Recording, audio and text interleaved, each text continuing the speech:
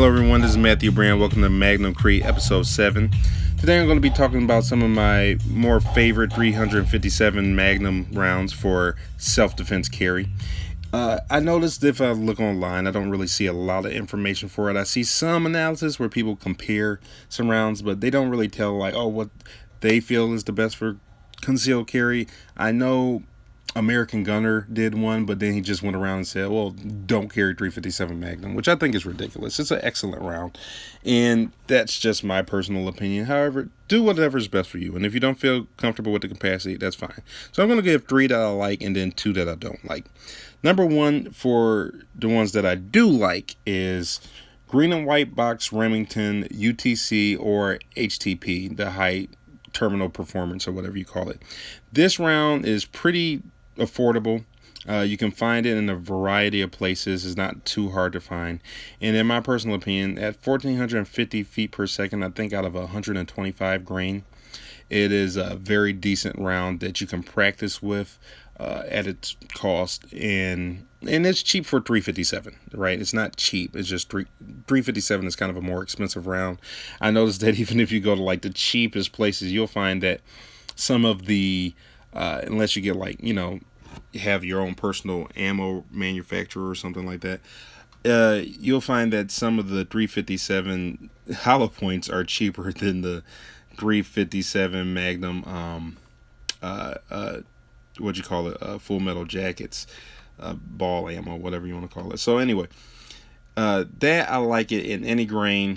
Functions well. The only thing I don't really care much for is a lot of exposed lead. It's a semi-jacketed soft point, and a lot of exposed lead for a round you're going to be carrying every day. Yes, it'll probably mostly be in your barrel and then your speed loader if you carry one, but still, I would not like that much exposed lead on a day-to-day basis. But if that's all you had the money for, it goes as well.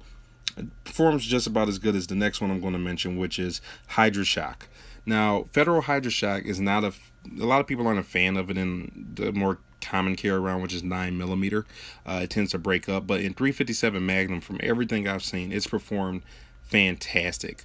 Goes once again 1,450 feet per second, but in a lighter round, which is 130 grain, which is a little heavier than the Federal, not by much, but still. And then what you have is a full jacket, right? It's a full jacket, not full metal jacket, sorry. It's a jacketed hollow point. So being that it's a jacketed hollow point, the lead's on the center, you're not really touching as much as you are with the semi-jacketed soft point on a green and white box. Excuse me if I mixed any of those up.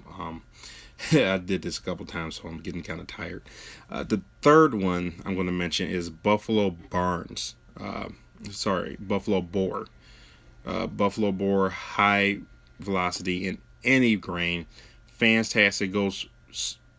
The speed is crazy. Now, some people say, oh, well, it overpenetrates. I have never heard of, there's a couple things that, when you talk about self-defense situations, are almost unheard of. Not saying they never happen, but once again, almost unheard of. One is going to be overpenetration in the fact that the bullet is going to pass through somebody, and then hit somebody else behind them. It's very uncommon, and because you usually know if there's somebody else standing behind that person close enough to get hit by the bullet. So once again, that's one thing that's unheard of. And two, another thing that's unheard of is reloading magazines. I know that sounds crazy. A lot of people bring that up when talking about revolvers versus autoloaders, but reloading magazines isn't very common. And so when you're talking about, reloading, carrying a speed loader and all that kind of stuff, I'm not saying don't do it. May be good, but in a revolver where you're not really worried about the magazine screwing up, might not be as necessary. But Buffalo Barnes, very excellent round. Only catch is pretty expensive. That high velocity Buffalo Bore, I keep saying Buffalo Barnes, sorry, Buffalo Bore, the high velocity Buffalo Bore, it's a pretty penny, especially when you can only find it online for the most part. The first example I gave, the Remington green and white, very available. This one, pretty much going to order it online. It's going to cost you a little bit more than the other ones would. You're not going to get as much ammo in the box, but for the amount, the performance you have, I'm telling you, that is a killer round right there, literally. So the ones I don't like, one is going to be Spear Gold Dot. In my opinion, it just doesn't expand very well compared to other modern rounds. I know it's like the old faithful, old trusty, hollow point, but I just don't see it expanding. Everything I've seen, it kind of acts like a full metal jacket, and what good does that really do somebody for an expensive full metal jacket? Uh, Especially when such low tech rounds will work in 357 Magnum. Two, there's going to be Hornady. Any other brands with 357 Magnum, it's lukewarm ammo. And out of a snub nose revolver, which a lot of people do carry, I tend to like ones with a slightly longer barrel, like 3 or 4 inch. But if you're carrying a snub nose revolver, it might not even hit the velocity where it needs to expand. Now you may see that on a box of Hornady American Gunner and other Hornady ammo, it says, oh, it goes 1,500 feet per second. But they're not giving you the barrel length. Most of the velocities I've given today are out of a 4-inch barrel. The Buffalo Barnes goes like 1,700 feet per second out of the 4-inch barrel with the same grain that I've given with the American Gunner and the Remington. The Hornady says 1,500 feet per second, but it's out of like an 8 or 10-inch barrel.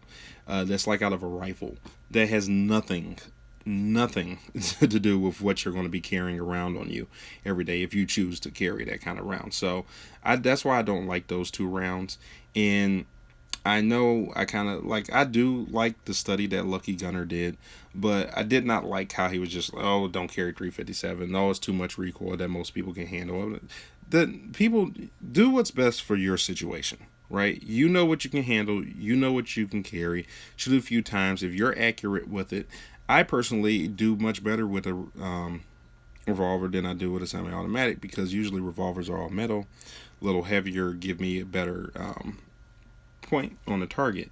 Where a lot of semi-automatics, they take a lot more training.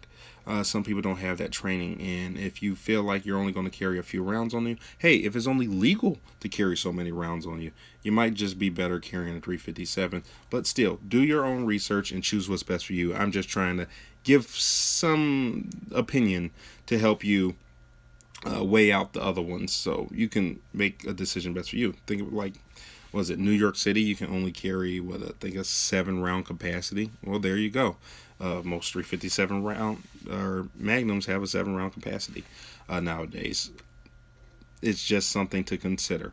Anyway, thank you for tuning in. If you haven't checked out the book Magnum Creed, please, I think it'll be awesome.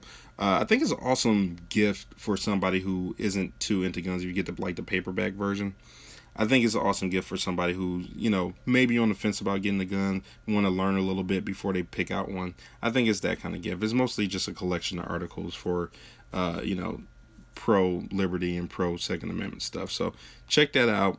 Have a blessed day. Peace.